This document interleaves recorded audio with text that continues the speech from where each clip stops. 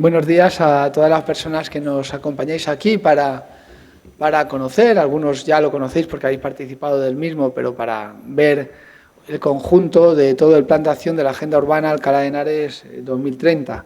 Como veis, ha salido un documento amplio, ¿vale? Y la gran virtud de esta agenda, a mi juicio, es el ordenar ideas que muchos de nosotros teníamos en la cabeza. Tenemos una idea clara de lo que es Alcalá, de su singularidad, de esas relaciones profundas de la historia de este país, de España, con nuestra ciudad, de que tenemos una vocación de recuperar el patrimonio que lleva siendo sostenida desde los últimos 40, 50 años de una manera totalmente firme por parte del Ayuntamiento, por parte de la Universidad, por parte también de otras instituciones como ha sido el Obispado a lo largo del tiempo, que vivimos en un valle que permite que no haya grandes desniveles en la ciudad y que se pueda peatonalizar y andar de una manera amable, que se pueda distribuir los servicios de una manera también uniforme. Disponemos del río Henares como un gran bagaje natural que tenemos cerca de la ciudad, que muchas veces estaba alejado, no en la distancia, que siempre es la misma, pero sí en el sentimiento. Yo creo que todos los que queremos la ciudad nos hemos puesto a pensar en ella en muchas ocasiones, pero tal vez lo que no hemos hecho es ordenar las ideas y tener una hoja de ruta que nos permita ver hacia dónde avanzamos, con qué intensidad y de una manera ordenada. Tal vez a veces somos en eso los españoles muy precipitados. Sabemos dónde queremos llegar, pero nos cuesta escribirlo. Por lo tanto, este esfuerzo es importante para que cualquier persona que no conozca la ciudad o los que la conocemos y queremos profundizar, sepamos por dónde van las estrategias más importantes que se van a desarrollar en los próximos años. Además, también tiene un efecto práctico. Estamos viendo cómo esos fondos europeos, esas ayudas, esas oportunidades que a veces eran titulares de periódicos y de las noticias allí a lo lejos en Bruselas, yo estuve también viviendo en Bruselas hace 20 años, a veces se ven alejadas, pero hemos visto cómo esa realidad nos llega, cómo al final el adoquín de la calle Escritorios viene de fondos europeos y ya se está poniendo en la calle Escritorios. Es decir, empezamos a volver a tener ese sentimiento de que Europa está siendo fundamental, un actor fundamental en nuestras vidas, como a lo mejor lo tuvimos hace algunas décadas cuando vimos cómo esas autovías crecían, cómo este país se modernizaba. Y para estar también en la punta de las medidas y de las ayudas y de los apoyos que se puede recibir por parte de un municipio, hay que tener una agenda urbana, hay que tener un plan de movilidad, hay que intentar estar en todos los estándares de calidad que nos permitan obtener esas ayudas, porque muchas de ellas van a ser competitivas. Por lo tanto, aparte de ser algo bueno de por sí, algo bueno como un objetivo para poder organizar nuestra estrategia de ciudad, es algo pragmático, bueno, que trae ayudas, que trae la posibilidad de conseguir fondos que son muy buenos para el ayuntamiento, pero que espero también sirvan de acicate y sirvan de acompañamiento a muchos de los que estáis aquí. Quiero agradecer la presencia de la patronal, veo aquí personas que representan a EDE y personas que representan también al mundo de la hostelería y de otras orientaciones económicas de la ciudad, que es fundamental que conozcan este plan. Veo, como no, a la universidad, es el socio indispensable, las dos grandes instituciones de esta ciudad. Veo también la representación social por parte de los sindicatos, UGT, de comisiones obreras. También veo personas relacionadas con el Obispado, con Cáritas, por ejemplo, arquitectos que pensáis en la ciudad y que sois urbanistas que os gusta conocer lo que ocurre en nuestra querida ciudad. Por lo tanto, agradeceros la presencia, agradecer la presencia del Grupo Político Partido Popular, de Unidas Podemos, del Partido Socialista, de Ciudadanos aquí hoy presentes. Y quiero agradecer muy particularmente el trabajo realizado desde el Ayuntamiento por las personas que os habéis involucrado, y en especial agradecerle el trabajo del vicealcalde, de Miguel Ángel Lescano, que se echó a la espalda tirar adelante de este proyecto y que es un éxito en el que, si tiene un nombre, es el suyo, y que estoy muy agradecido de que haya liderado para poder llegar a tiempo de tener esta agenda urbana ampliamente apoyada por el consistorio municipal, ampliamente apoyada por los grupos que antes he dicho, y está también, eso es una muestra importante de que cuando hay temas fundamentales de ciudad tenemos que intentar estar juntos, porque es una visión a medio y largo plazo, no una visión a corto plazo ni una visión partidista. Tenemos ahora la intervención vía streaming, me dicen aquí, de doña Ángeles de la Cruz, no sé si está preparada. Si no pasa, sí. Muy bien.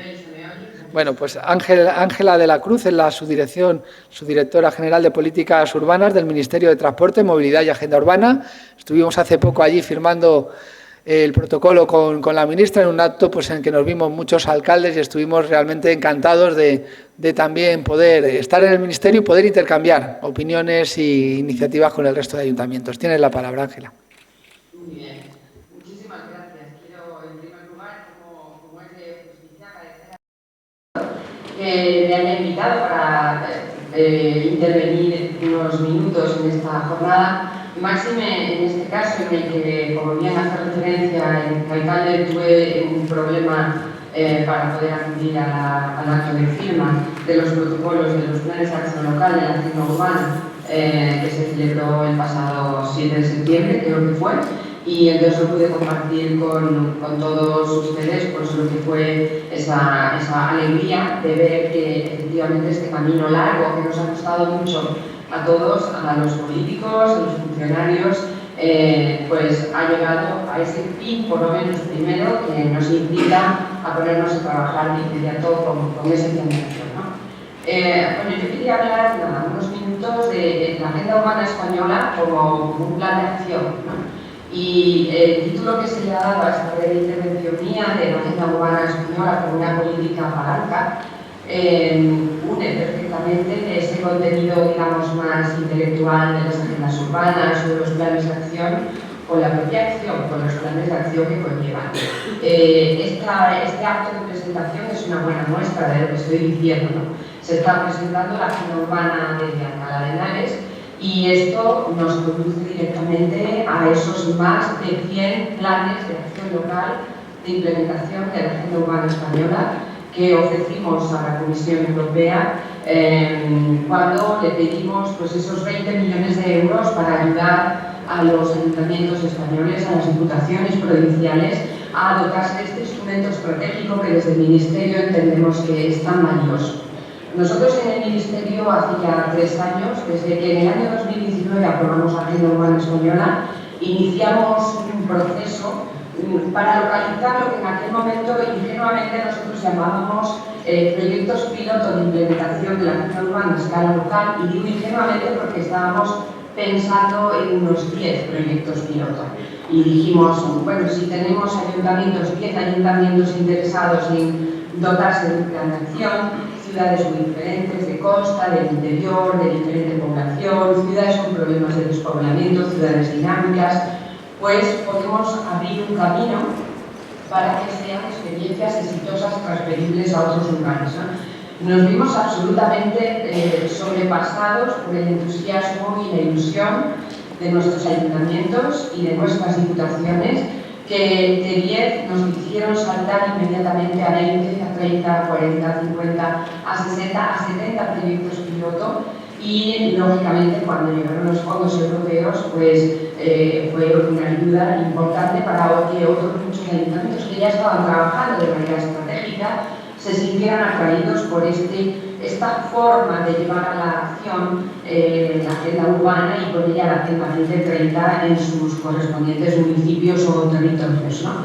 En realidad la agenda urbana y las agendas urbanas y estos planes lo que nos están ayudando es a generar una nueva cultura que nos obliga a trabajar con un enfoque integral. Ese orden al que antes hacía referencia de todos los proyectos y de todas las acciones que tenemos, con una alta participación de todos los actores, sociedad civil, academia, por supuesto, administraciones públicas, tratando de buscar cuáles son aquellas buenas prácticas, aquellos proyectos, aquellas acciones que nos van a permitir implementar de manera adecuada los ODS, esos 17 ODS que nos propone la Agenda Urbana Española, ¿no? La agenda en realidad lo que tiene es una vocación transformadora que se concibe por lo tanto con un carácter estratégico, con un método abierto de trabajo que nos va a permitir ir actualizando permanentemente lo que estamos haciendo sobre la base de unos indicadores de evaluación y seguimiento que también nos proporcionan, ¿no? En cualquier caso, volviendo a ese concepto de agenda urbana, Naciones Unidas llama a estas políticas palanca, agenda urbana como política palanca, quería decir, Naciones Unidas denomina este proceso como mainstreaming, ¿no? O lo que nosotros podemos podríamos llamar como transversalidad. En cualquier caso, lo que es cierto es que la política palanca es aquella que tiene una capacidad aceleradora y una capacidad de afrontar en un determinado territorio una visión transformadora, pero con ese carácter transversal, mirando mucho sobre ese y no solo aquel específico que le interesa, ¿no? Hablamos mucho de la agenda urbana como aquella que permite cumplir con el ODS número 11, el que nos permite abordar el trabajo para ser más sostenibles, más inclusivas, más resilientes y más seguras desde el punto de vista de nuestras áreas urbanas, ¿no? Ciudades, pueblos, cualquier tipo de área urbana. Y sin embargo, lo que nos dice la política palanca es que tiene una capacidad de acelerar el cumplimiento de muchos ODS, todos los sociales, todos los medioambientales, todos los económicos, porque la agenda urbana española fue considerada por el Gobierno de España como una de las 9 grandes políticas palanca que iban a permitir a nuestro país implementar de manera adecuada los 17 ODS que propone la agenda urbana española, la agenda 2030, perdón. Bueno, pues fue identificada como una de esas 9 áreas prioritarias o políticas palanca porque el diagnóstico era muy claro. España es un país donde la población está fuertemente urbanizada. ¿Qué quiero decir con esto? No que tengamos un país fuertemente urbanizado, no, sino que la población española es mayoritariamente urbana, se asienta mayoritariamente en áreas urbanas de determinada consideración y tamaño. No en vano, más del 80% de la población española se asienta en áreas urbanas. El modelo de ciudad española, del que es claramente un buen ejemplo la ciudad de Alcalá de Henares, ¿no? Es un modelo que contribuye muy bien a los objetivos de las agendas urbanas internacionales, ¿no? Es ese modelo que llamamos de ciudad mediterránea, que es compacta, razonablemente densa, con multiplicidad de usos, que es inclusiva, que es segura y que es resiliente, que es capaz de afrontar las adversidades, ¿no? Ese era un dato también interesante para convertir la agenda urbana en una política palanca. Tenemos retos sociodemográficos muy importantes en España que se dan fundamentalmente en el seno y en el interior de estas áreas urbanas, ¿no? Un envejecimiento constante. Tenemos que saber que somos el segundo país más envejecido de Europa y el cuarto más envejecido del mundo, con lo cual se plantea un reto sociodemográfico importante en nuestras áreas urbanas.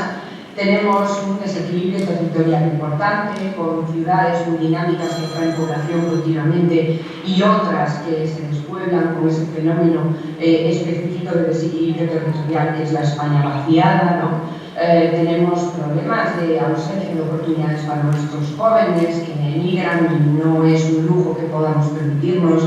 Tenemos todavía persistentes problemas de inequidad social y de desigualdad. Es decir, los retos sociodemográficos son importantes, como son también importantes los retos económicos. Una escasa diversificación de nuestra economía, con 2 grandes sectores tractores del crecimiento económico que siguen siendo la construcción y el turismo, y son retos que debemos abordar dando oportunidades de economía urbana, así lo llama la agenda urbana, ¿no? Tenemos retos importantes en materia de vivienda, retos de carácter tecnológico, de ir adaptándonos a esta nueva era de lo digital, ¿no? Y no hablo solo de las famosas smart cities, sino de cómo usamos las tecnologías para hacer de nuestras ciudades más sostenibles. Todo esto son temas que aborda la agenda urbana y que se tuvieron en cuenta para reconocer la agenda urbana como una gran política palanca tractora y aceleradora del cumplimiento de los 17 ODS que nos propone la Agenda 2030. En cualquier caso, y con esto yo ya voy a terminar, me gustaría simplemente recordarles que estamos viendo cómo el proceso de implementación de la Agenda Urbana Española está generando mucha ilusión. Dentro de nuestra administración local la respuesta ha sido extraordinaria, pero no solo en el ámbito de la administración local. Tenemos ya 4 comunidades autónomas, Andalucía, País Vasco, Extremadura y Cataluña, que se han dotado de su propia agenda urbana a escala regional o autonómica, y 2 comunidades autónomas más que van a tenerla en breve plazo, que son Asturias y Valencia. Y a nivel local, pues quiero decirles que yo creo que todos ustedes lo sepan, ¿no? Tenemos ahora mismo más de 140 iniciativas de implementación a escala local de la Agenda Urbana Española. Tenemos cerca de 120 protocolos de colaboración con este ministerio, donde hemos ido dando asesoramiento, apoyo, acompañamiento a las diputaciones provinciales, incluso a alguna agrupación de municipios fuera del concepto formal de una mancomunidad o agrupaciones de municipios creadas específicamente para dotarse de un plan de implementación de la Agenda Urbana Española que muestran el apoyo que está teniendo una visión estratégica que nos ayuda a tener ciudades más sostenibles, que indudablemente en los próximos años va a demostrar su capacidad de transformación, ¿no? Deseamos desde el Ministerio Alcalá de Henares todo el éxito que sin duda merecen en la implementación de este plan de acción en el que tanto y también han trabajado, y que vamos todos a tener ocasión de conocer a lo largo de esta jornada. Yo querría terminar esta breve intervención señalando que Alcalá de Henares no solo responde magníficamente a ese modelo de ciudad al que yo hacía referencia, que reclama la Agenda Urbana Española y que en España encontramos en otras muchas ciudades como magníficos ejemplos de esa ciudad mediterránea que responde también al esquema de la agenda urbana, pero es que en Alcalá de Henares se da un elemento adicional, y además de ser esa magnífica ciudad que ya de por sí integra todos esos elementos de sostenibilidad social, económica y medioambiental que la agenda urbana busca, bueno, pues pertenece al escaso grupo de ciudades patrimonio de la humanidad, de la UNESCO, por su universidad y por su recinto histórico.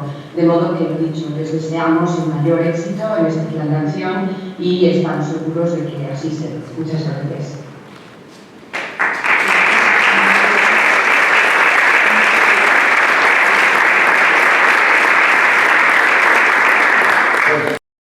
Gracias, Ángela, y agradecimiento al Gobierno de España por su apuesta por el municipalismo. Es algo que valoramos profundamente, la confianza en que los ayuntamientos son instituciones mayores de edad y que saben perfectamente diagnosticar lo que necesitan sus vecinos y vecinas. Pasamos ahora a una intervención de estas características, va a ser así un poco como vamos a conducir esta jornada, de otro pilar fundamental. Si uno es el gobierno de nuestro país, otro pilar fundamental es el gobierno, entre comillas, de la Unión Europea, que es la Comisión, que es el Ejecutivo. Dentro de las distintas instituciones europeas tenemos el Parlamento, que elegimos de una manera democrática desde las elecciones europeas, tenemos el Consejo Europeo, que lo forman los gobiernos de los diferentes países, y el que lleva a cabo esas políticas que diseñan tanto el Parlamento como el Consejo es la Comisión Europea, es, digamos, la administración que ejecuta esas políticas. Y tenemos aquí, como representante de la Comisión Europea, a Julio Lumbreras, el coordinador de la misión Ciudades Inteligentes y Climáticamente Neutras de la Comisión Europea, que nos va a dirigir también unas palabras para contextualizar pues, ese ámbito europeo que, como decía antes, creo que vuelve a estar otra vez, entre comillas, de moda, y no frivolizándolo, sino de verdad, dándonos cuenta de que esta crisis de la COVID-19 o esta crisis de la guerra de Putin muy mal la habríamos pasado si no hubiéramos estado inmersos en una estructura supranacional como es la Unión Europea, en la que desde luego la coordinación de las políticas y el apoyo mutuo nos está demostrando que esa idea, que a lo mejor durante un tiempo, hace 10, 12 años, con la crisis del año 2008 parecía estar en entredicho, vuelve a tener esa vigencia tan potente que tuvo para este país hace décadas y que los vuelve a recuperar ahora en estos momentos. Así que, Julio, te doy la palabra y gracias por estar aquí físicamente con nosotros. Muchísimas gracias, alcalde, y gracias por la invitación, que es un placer venir a esta ciudad. Además, viviendo en Madrid es más fácil desplazarse hasta aquí, o sea que un placer. Y, sobre todo, yo quería empezar dando la enhorabuena a la ciudad por esta agenda urbana, ¿no? Porque me ha gustado mucho cuando estábamos ahí antes de entrar, decías, ¿no? que necesitábamos tener más visión en las ciudades, ¿no? Una visión de la ciudad que queremos. Y yo creo que este ejercicio, precisamente, como has comentado, bueno, y perdón que te tutee a lo mejor, este ejercicio que has comentado es precisamente poner en papel la visión que tenéis de la ciudad, lo que queréis hacer con Alcalá de Henares, ¿no? Y eso creo que tiene un valor incalculable porque, como ha dicho la subdirectora, tenemos muy claros los retos, tenemos muy claro que queremos unas ciudades más saludables, más sostenibles, más amables, más vibrantes, que se desarrollen económicamente, que generen empleo, que la gente esté a gusto, que haya una buena calidad de vida. Eso todos lo queremos, ¿no?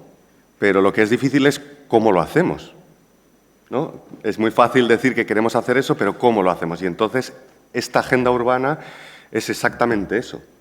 ¿Cómo queréis, Alcalá de Henares, ser más saludables, más sostenibles, con una mejor calidad de vida? ¿Cómo queréis tener una ciudad mejor para la ciudadanía de aquí, ¿no? Entonces, yo creo que eso tiene un valor enorme. Tenía una presentación, pero casi, no sé, porque lo que ha dicho el alcalde me ha hecho pensar que quizá tener una presentación más genérica de eso, entonces voy diciendo, como no tengo para pasarte, por ahora déjalo ahí y te voy diciendo. Entonces, decía que lo que me parece importante es que es un documento y un proceso, no solo el documento final, de cómo queréis una ciudad distinta, ¿no? Y yo creo que es una oportunidad para poder conseguir financiación, recursos de muchos fondos distintos, y en particular los europeos, gracias a este ejercicio. Me ha gustado muchísimo también lo que has dicho de que estamos volviendo a sentir a Europa más en nuestras vidas como un agente que realmente nos mejora la calidad de vida, con esos adoquines o lo que sea, ¿no? Entonces, yo creo que el desarrollar una agenda de estas características permite precisamente atraer financiación de muchos ámbitos, ¿no? Y entonces a mí lo que me habían pedido era hablar de uno de esos instrumentos en particular que puede atraer financiación, que es la Misión Europea de Ciudades, ¿no? Entonces, bueno, si quieres, pasa un poco más, que no, y con eso voy organizándome. Entonces, la Misión Europea de Ciudades es un instrumento político de la Comisión Europea para intentar implementar lo que se llama el Pacto Verde Europeo, que todos habréis oído hablar de él como Pacto Verde Europeo, Green Deal en inglés, ¿no? Que es, por decirlo de alguna manera, la hoja de ruta de Europa hacia el futuro, cómo queremos ser en 2050. Y entonces Europa se puso a escribir qué Europa quiere para la ciudadanía en aquel momento. Y entonces volvemos a lo mismo que decía antes. Todos tenemos claro cómo queremos ser en 2050, pero lo que no tenemos muy claro es cómo vamos a conseguir llegar a eso. Que es el miedo también de muchas estrategias que sean unos documentos muy bonitos y que luego se queden en el cajón y no se implementen, ¿no? Entonces necesitamos instrumentos para implementar esa visión que tenemos de nuestro continente o de nuestra ciudad. Y entonces la Unión Europea ha ido desarrollando distintos instrumentos, regulación, el Fit for 55 ahora el Repower EU con todo el contexto de la guerra de Ucrania, etcétera, y otras políticas, y desarrolló unas políticas de innovación para intentar conseguir implementar esa hoja de ruta europea. Y una de las más importantes son las misiones. Y las misiones son 5 iniciativas que intentan aterrizar ese Pacto Verde Europeo para que mejore la calidad de vida de la ciudadanía. Y como tenéis ahí, son 5 misiones relacionadas con 5 áreas distintas. Una, el principal problema de salud que tenemos en Europa, que es el cáncer. Entonces hay una misión para conseguir reducir al mínimo los casos de cáncer y que el tratamiento sea adecuado en Europa. Y luego 4 misiones orientadas a resolver problemas de sostenibilidad pegado a los 3 medios en los que vivimos, el aire, el agua y el suelo, ¿no? Entonces, hay una con respecto a los suelos, que es conseguir suelos más saludables y que además la alimentación, que al final viene de nuestros suelos, sean también más saludables porque el suelo es más saludable. Hay otra misión pegada a las aguas para conseguir aguas interiores, ríos, lagos, pero también exteriores, mares, océanos en los que está Europa, más sostenibles y limpios. Y luego 2 misiones relacionadas con la parte del aire, digamos, ¿no? Y dentro del aire hay muchas cosas y el problema más acuciante, y lo hemos vivido particularmente este verano, es el cambio climático, ¿no? Ya decía hoy una persona en una reunión que tenía antes que su suegra de 84 años había dicho: yo ya no vivo un verano así.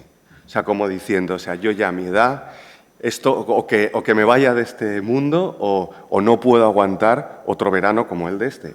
Y es muy duro, ¿no? Porque hay colectivos vulnerables, estas personas mayores, los jóvenes, los niños, otros colectivos también que no tienen acceso a aire acondicionado, etcétera, que pasan situaciones muy difíciles. El cambio climático ya no es, yo cuando empecé a estudiar esto hace muchos años, pues decíamos que era un problema para nuestros hijos o nuestros nietos, parecía un problema del futuro.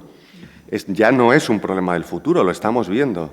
Esto hay evidencia científica que esto que está pasando es lo que se preveía que iba a pasar, incluso peor de lo que se preveía, porque está sucediendo antes de lo que se pensaba que iba a suceder.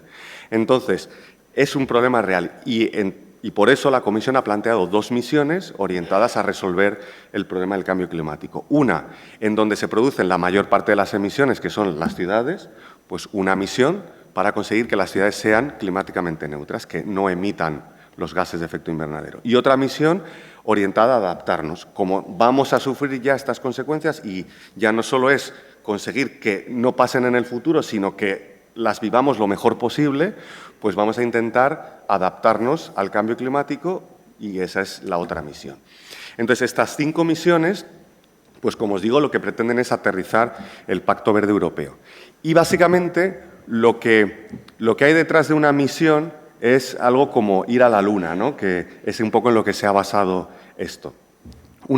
Si os acordáis, ahora además se ha cumplido este septiembre, no, da igual, déjalo antes, no pasa nada. Se ha cumplido este septiembre el 60 aniversario de cuando Kennedy, en un discurso en la universidad, el 12 de septiembre del 62, dijo, queremos ir a la Luna. Y además lo dijo, queremos ir no porque sea fácil, sino precisamente porque es difícil. La idea de la misión es eso, es tener un objetivo que sea inspirador, porque eso juega a los americanos, les dijo, ¡ay, qué bien, vamos, venga! Además, el orgullo de país, vamos además a ganar a los rusos porque estaban en la carrera espacial, etcétera. Es esa idea de tener algo que nos una, que es lo que me ha encantado también de lo que ha dicho el alcalde aquí, que estáis todos los agentes de la ciudad, ¿no? En la misión de ciudades, el objetivo es descarbonizar la ciudad, transformar la ciudad, hacerla, lo que decía antes, más saludable, más vivible, más desarrollada, etcétera, pero con la concertación de todos. Es poner a todos de acuerdo para conseguir que cada uno juegue el rol que necesita, el ayuntamiento, el rol de liderazgo, de implementar las políticas locales, etcétera, el sector privado, su rol de inversión, de modelos de negocio distintos, etcétera, el sector universitario, desarrollar nuevas iniciativas tecnológicas, acompañar a la ciudad en un proceso desde una perspectiva neutral, etcétera, y la sociedad civil con su transformación, ¿no? Pues esa es la idea de la misión. Y quizá lo del Apolo 11 hace 60 años nos queda un poco lejos y quizá un poco alguien diría, bueno, sí, pero es que al final llegar a la Luna, bueno, pues tampoco es para tanto, ¿no? Porque es un reto tecnológico y cambiar una ciudad es muchísimo más difícil que llegar a la Luna, ¿no? Bueno, pues es verdad, pero poneros en hace 60 años que no había ordenadores, no había fotocopiadoras, no había sistema de gestión documental. Y se consiguió gracias a poner a la gente a trabajar juntas. Pero tenemos ejemplos más cercanos, no hay que irse a la Luna, tenemos las Olimpiadas de Barcelona, por ejemplo. Todos los que tenemos ya suficiente edad como para acordarnos de aquello, ¿no? Pues vivimos cómo fue un proceso de concertación, un proceso realmente de colaboración. Y hay otros, la transformación de Bilbao, por ejemplo, una ciudad que si ahora la visitáis y la visitamos hace 30 años, es una ciudad radicalmente distinta, se hizo gracias a una visión de ciudad, a un trabajo colectivo y hace poco sufrimos la pandemia y ¿quién nos iba a decir que en menos de un año íbamos a tener una vacuna? Cuando se estaban tardando del orden de 10 años en conseguir vacunas similares. Y eso ha sido gracias a tener una visión compartida que necesitábamos una vacuna porque se nos estaba muriendo la gente y a la colaboración público-privada y social. Miles, millones de personas han puesto su hombro para probarse las vacunas al principio y ha habido una colaboración de todo el mundo. Pues esas son las misiones, ¿no? Y entonces la misión de ciudades lo que pretende, y pasa si puedes rápidamente, bueno, cambia esto si quieres, quédate, lo que es que hay mucha letra, pasa a la siguiente y lo cuento con la misión de ciudades lo que pretende es que ciudades de más de 50.000 habitantes, porque es un límite que se puso, se transformen y sean climáticamente neutras. Y entonces la Comisión Europea lanzó un llamamiento a que las ciudades se presentaran. De las 911 que están en Europa, que tienen más de 50.000 habitantes, se presentaron 377. En España, 27 ciudades. Y de esas 377 se eligieron las 100, que son las que tenéis ahí, y en España se eligieron las 7 que veis, que son las 5 más grandes, Madrid, Barcelona, Sevilla, Valencia y Zaragoza, y 2 intermedias, Vitoria-Gasteiz y Valladolid.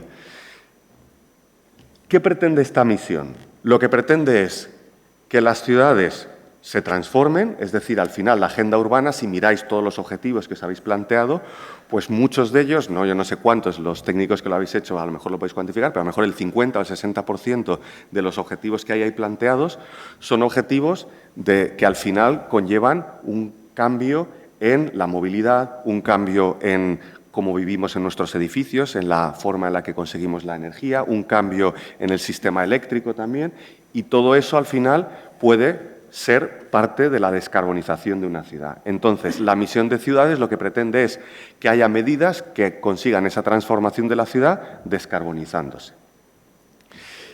¿Por qué se hace esto y qué ventajas tiene? Y por eso lo cuento yo, porque además, aunque ahora son esas 100 europeas más 12 de Estados miembros y solo hay 7 españolas, se va a abrir este proceso para que entren otras ciudades y Alcalá, pues a lo mejor, si le interesa, podría entrar. ¿Por qué esto puede ser interesante? Porque las ciudades, para estar en la misión, tendrán que cumplir unos requisitos que ahora digo, pero van a tener fundamentalmente 2 ventajas.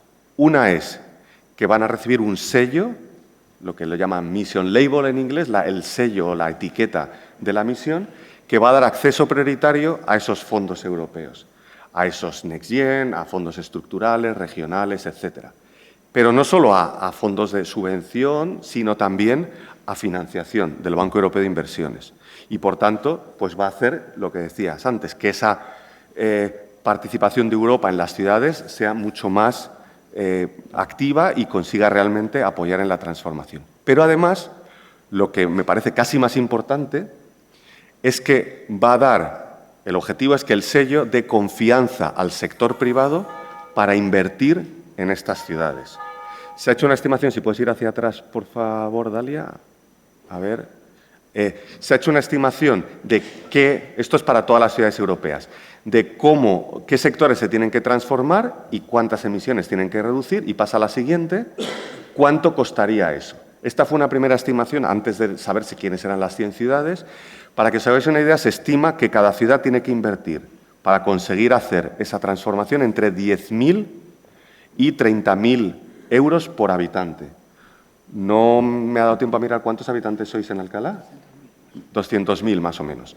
Pues eso quiere decir que haría falta invertir entre 2.000 y 6.000 millones de euros para hacer esa transformación hacia la neutralidad climática. ¿Vale? En 8 años, hasta 2030, porque ese es el objetivo, que sean climáticamente neutros antes de 2030, como lo dirá la Luna antes del final de la década. Entonces, la pregunta es, primero, ¿eso merece la pena? Entonces, eso es lo que está estudiado ahí. ¿Dónde, en qué sectores hay que gastarse el dinero y cuáles son los beneficios? Entonces, la primera conclusión es que ya solo por los ahorros fundamentalmente energéticos, pero al final económicos, ya casi salen las cuentas. Casi lo que te ahorras con todas esas medidas, y están cuantificado en concreto por sectores, etcétera, lo que te ahorras es lo mismo que lo que te gastas, un poquito menos. Por lo tanto, casi salen los números. El problema es el tiempo, que tienes que invertir en un corto plazo, y los ahorros, pues claro, muchas veces si tú haces una transformación de tu edificio y cambias a unos paneles solares, por ejemplo, pues los ahorros los vas teniendo durante 20 años, que es lo que te duran los paneles solares, pero te lo has tenido que gastar al principio. Entonces, ese es el problema, es más bien financiero que de retorno de la inversión. Entonces, por una parte, casi salen los números, pero es que además hay cobeneficios. Por ejemplo, en las casas, cuando se hacen rehabilitación o pones paneles solares, se revaloriza el inmueble. y, por tanto, estás teniendo ese beneficio económico, lo estás pudiendo vender después. Y ahora, con el pasaporte que va a ser exigible para todos los edificios, pues es que si no, no lo vas a poder vender si no has hecho esas transformaciones. Por tanto, tienes ese beneficio indirecto. Y luego hay beneficios de salud, generación de empleo, etcétera, que son beneficios para la ciudad o para el entorno, que serían lo que tenéis ahí como cobeneficios. Entonces, al final, los beneficios directos e indirectos son mucho mayores que las inversiones necesarias. Entonces, esto es una oportunidad, no es un problema. Es una oportunidad para generar esos beneficios, generar empleo, atraer actividad económica, etcétera. Y entonces, el sello de la misión lo que va es a decir, oigan, fondos de inversión sostenible, empresas que quieren hacer nuevos modelos de negocio urbanos, tienen estas ciudades que están comprometidas, que tienen un plan de acción, que tienen ya unas medidas y que tienen además un soporte, un apoyo europeo para hacer ese proceso de transformación, porque además también hay 1.000 millones de euros en Europa para implementar esta misión para que llegue directamente a las ciudades. Entonces, bueno, pues ya con esto me callo. Si quieres, Dalia, pasa muy rápidamente. Y es que todo esto se ha hecho, pasa con el apoyo también del Gobierno español y las ciudades, estas 7 ciudades más Soria, que son las 8 que han estado un poco a la vanguardia de este proceso en España, han firmado una declaración institucional con la vicepresidenta del Gobierno, en nombre del Gobierno de España, donde el Gobierno se ha comprometido a que las ciudades que sean misión se va a trabajar en lo que está en su ámbito competencial, es decir, en cambiar regulación, en cambiar o dar incentivos fiscales a esas ciudades, etcétera, etcétera. Y las ciudades se han comprometido a abrir esos procesos de transformación y han sido, aquí están las fotos, esta es la primera de los 4 alcaldes de las primeras 4 ciudades que firmaron, que son Madrid, Barcelona, Sevilla, Valencia, con la vicepresidenta, y luego si pasas a la siguiente, los otros 4 alcaldes de las otras 4 ciudades también con la vicepresidenta. Entonces, estas son las primeras ciudades españolas que han estado trabajando en la misión, pero ahora hay la oportunidad de poder atraer a las otras ciudades. Y ya para terminar, si queréis, los siguientes pasos que van a hacer estas ciudades y que podría sumarse Alcalá a ese proceso es cumplir los requisitos para tener esa etiqueta de la misión, que es tener un compromiso político, que es exactamente lo que decías antes, alcalde, que la ciudad como ciudad y no el equipo de gobierno solo se compromete a avanzar hacia esa neutralidad climática en 2030, pero que no se queda en papel mojado con un compromiso simplemente de palabras bonitas, sino que se aterriza en una estrategia, en una hoja de ruta, en lo que se llama un plan de acción climático, que al final no sería más que una parte pequeña de esta agenda urbana, ¿no? Porque ya lo habéis hecho. Después, que eso no se queda también solo en unas palabras bonitas de un texto, sino que se aterriza en cuánto cuesta, quién tiene que pagar, que es eso que decía antes, y con qué instrumentos.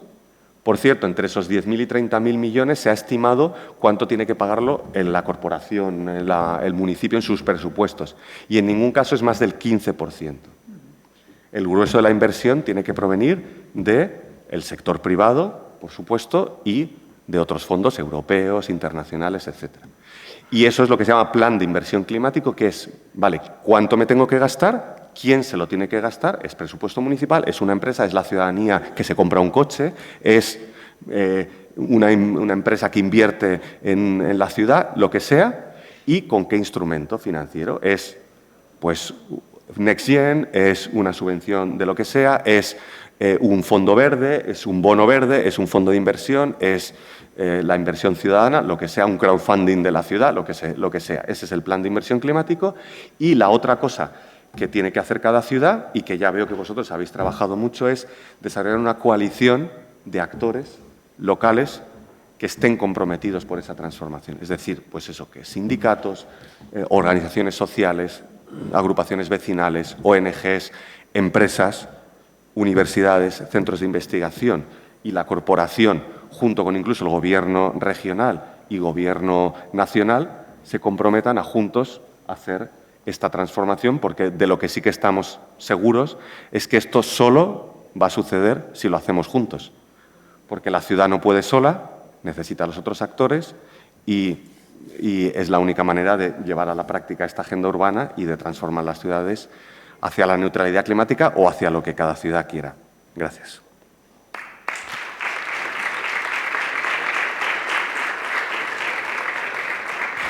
Pues muchas gracias, Julio. Nos ha puesto deberes. Cuando ha dicho lo de 10.000 millones, habéis hecho todos pero hay que entenderlo conforme luego lo ha ido explicando. Realmente el Ayuntamiento tiene un presupuesto de unos 240 millones. Si dedicáramos todo el presupuesto al Ayuntamiento, lo conseguiríamos, pero hombre, es normal pagar las nóminas de los trabajadores, es normal recoger la basura, etcétera.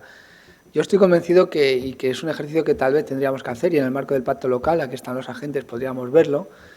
Desde el conocimiento que tengo de las empresas de esta ciudad, el gasto, la inversión que están haciendo en avanzar en esta línea, si la cuantificáramos y la agrupáramos, creo que hablaríamos de volúmenes muy potentes. Y luego hay algunas cuestiones de esta ciudad que no dependen solo de nosotros. El mayor problema de salud pública que tenemos en Alcalá de Henares es la contaminación atmosférica, que viene dada principalmente por la A2, porque le pasa lo mismo a Coslada y a Torrejón. Es evidente que toda esta aceleración que se está dando en los últimos meses, diría yo incluso, de no dependencia energética, nos va a hacer que cuando el A2 circulen vehículos eléctricos, uno de los grandes problemas de esta ciudad, que son las emisiones de esa autovía, pues pasen a ser solucionadas. Por lo tanto, está claro que a un nivel de 10 años tenemos unas perspectivas buenas para la ciudad, ¿no? La bendición de estar al lado de una gran vía de comunicación, como es la 2, nos ha hecho tener 200.000 habitantes y ser un lugar para la inversión, pero también es un lugar en el que se generan problemas por ello. Así que recogemos el guante.